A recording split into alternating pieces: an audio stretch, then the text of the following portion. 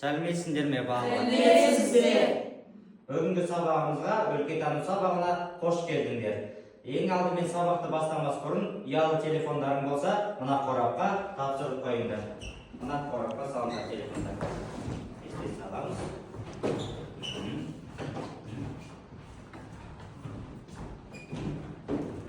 Сабағымызды бастамас бұрын ортаға мына жерге шеңберге тұрып алайық.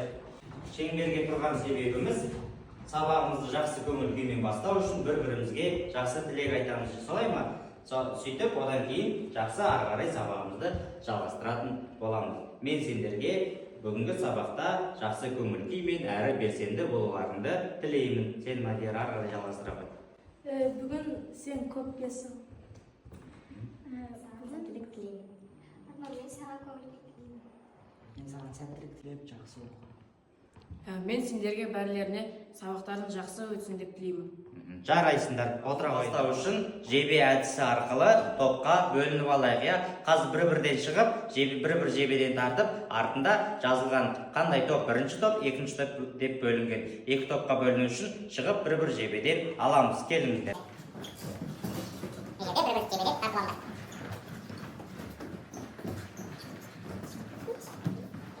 Алдарында бағалау парақтары жатыр. Әрбір тапсырма, әрбір орындарынан тұрып жауап берген сайын сендер өздеріңді ұмытпай бағалап отырыңдар, жарай ма?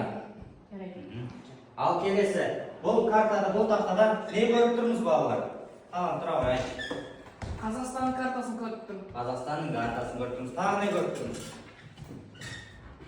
Қазақстанның киелі жерлері көп. Жарайсың, тағы да не көріп тұрмыз? Қазақстаннан киелі маршруттардың жерлері. Киелі жерлеріне маршрут көріп тұрмыз, солай, жарайсың, отыра қой. Жарайсыңдар балалар, жайы Қазақстанның картасын көрдік дедіңдер, туристік маршруттар көрдік дедік, Арнұр және киелі жерлерді көрдім дедік, соның барлығын жұптастыра келген кезде енді сабақтың тақырыбын біліп алайық, онда назарларың тақтада болсын. Сәлеметсіздер ме, балалар? Мен жасанды интеллект.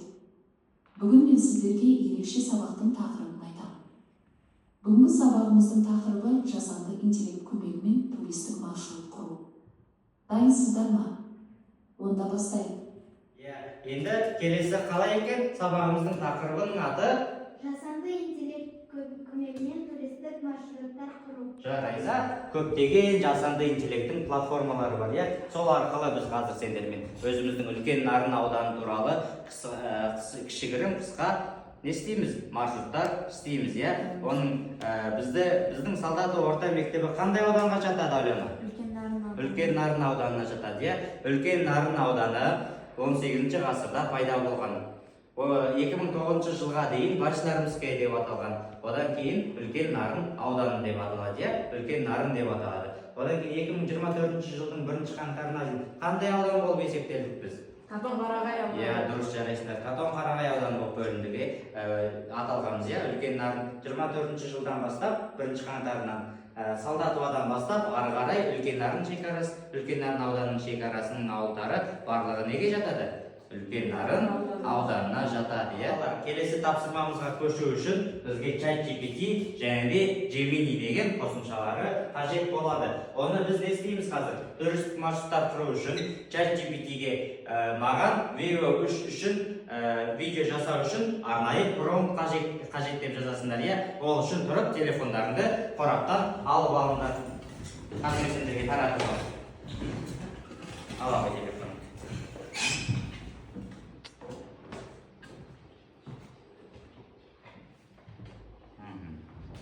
Келесі тапсырмамыз қазір барлықтарында ChatGPT қосымшасы бар, телефондарында. Қазір соны ChatGPT-ға жазасыңдар. Так, сендерге тапсырма қазір. Бірінші топ сендер, бірінші топқа тапсырма. Біз Үлкен Нарын ауданы туралы туристік маршруттар жасадық деп мультик жасайсыңдар, жарай ма? Видео жасайсыңдар, VO3 форматындағы. Ал сендер Үлкен Нарын ауылынан Солдатова ауылына дейін қанша шақырым екені туралы кішігірім видео жасайсыңдар, Видео. Оны ChatGPT-ға жазып, маған VO3-ке арналған промпт қажет деп жазасыңдар да, өздерінің қиялдарына байланысты мультфильм жасайсыңдар, жарай ма?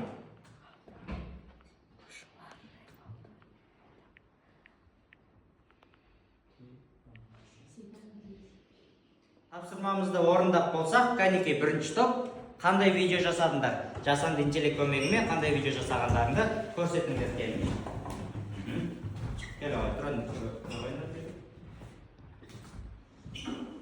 Біз үлкен Нарын ауданының туристік маршруттарын жасадық. Жарайсыңдар. Қандай платформа арқылы істедіңдер? Біз осындай видеоны ChatGPT мен Gemini платформалар арқылы істедік. Осындай видео жасап шығарыңдар, иә? Жарайсыңдар, отыра қойыңдар. Тапсырманы тез әрі сапалы жасағандарың үшін сендерге бір қылыш беріп отырамын. Я осы қылыштарды сабақтың соңында не істейміз? Санап, өз бағаларымызды шығарамыз, иә? Ал қазір жаңағы осы тапсырманы істегендерің үшін не жерде бағалап, өздеріңді бағалап қойыңдар. Міне, 9 қойсам өзіңе жақсы істедіңдер, жұмыс істедіңдер. Талант, сен. Екінші тапсырманы көру үшін екінші топ сендерді ортаға шақырамын, келе қойыңдар. Арнұр, сендерде қандай тапсырма болып еді және? Біздің тапсырма Солдатов ауылынан үлкен Нарын ауылына дейін қанша шақырым болады? Сол туралы видео дайындадыңдар, иә? Қоса қой.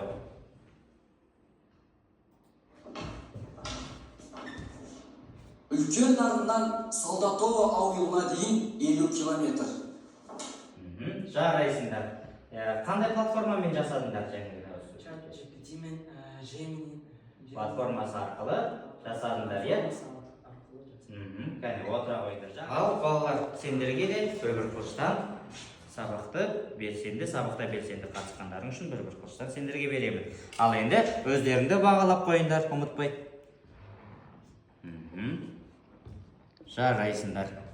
Ал балалар, келесі тапсырмаға көшейік. Келесі тапсырмаға көшетін болсақ, бұл қолында не көріп тұрсыңдар балалар?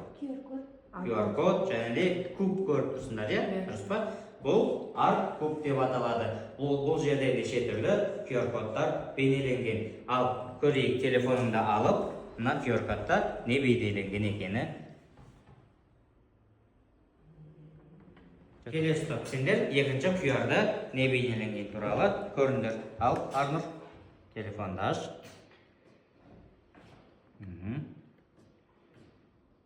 Бірінші топ, енді сендердің жаңа QR кодтар көріңдер, иә? Не туралы бейнеленген екен бұл QR кодта? Үлкен Нарын ауданы мен Қатон-Қарағай ауданының табиғаты көрсетілген. Табиғаты көрсетілген, иә? Жарайсыңдар. Өздеріңді бағалап қойыңдар осы үшін.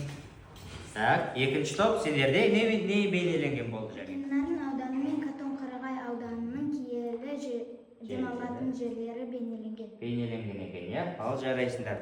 Енді сендерге тапсырма және ChatGPT мен Gemini арқылы не істедік? Видео жасауды үйрендік, иә? Ал қазір енді сендерге осы кубты дайындауды үйрететін боламын, иә? Сендерге тапсырма ChatGPT телефондарында алып ChatGPT-ға қайтадан жазамыз. Бізге Қатон-Қарағай ауданы мен үлкен Нарын ауданының киелі табиғаты мен және де демалатын орындарын, туристік маршруттарын бейнеленген QR код жасап, арт-куб жасап бер деп айтасыңдар, жарай ма? Дайын болса, кім дайын болды? Тұрып, арт-куб туралы не істедіңдер, соны айта қой. Біз ChatGPT платформасына арт-куб жасап бер деп жаздық. Ол бізге осы арт-кубты жасап берді. Оны қиып дайындай салу ғана қалды, иә? Бұл жерде сонда QR кодтарда не бейнеленген болып шықты? Қатон-Қарағай ауданы және үлкен Нарын ауданының табиғаты және демалатын орындары бейнеленген болды, иә? Жарайсың, отыра қой. Сәлеметсіздер ме, құрметті қазылар алқасы және де байқауға қатысушылар. Бүгінгі менің өлкетану сабағыма өзіндік талдауым. Сабақтың басында психологиялық ахуал тудыру үшін балаларды ортаға шығарып, жақсы көңіл-күй сыйлау үшін өздеріне бір-біріне жақсы тілектер айтумен басталды. Одан кейін оқушыларды жұпқа бөлдім.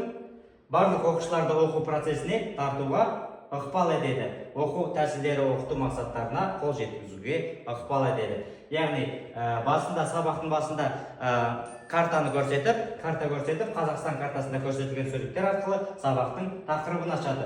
ChatGPT және де Gemini қосымшалары арқылы оқушылар бейнеролик жасауды үйренеді. Көрсетілген қосымшалар арқылы өздері бейне материал дайындап ұсынды. және де соңғы тапсырма дайын аркутта көрсетілген QR кодты ашып, көрсетілген жұмысты қысқаша түсіндіреді. ChatGPT арқылы өздері аркут дайындап үйренеді. Сауаттылық. Кері байланыс. Мұғалім оқушылар жауабын мұқият тыңдап, кері байланыс беріп отырады.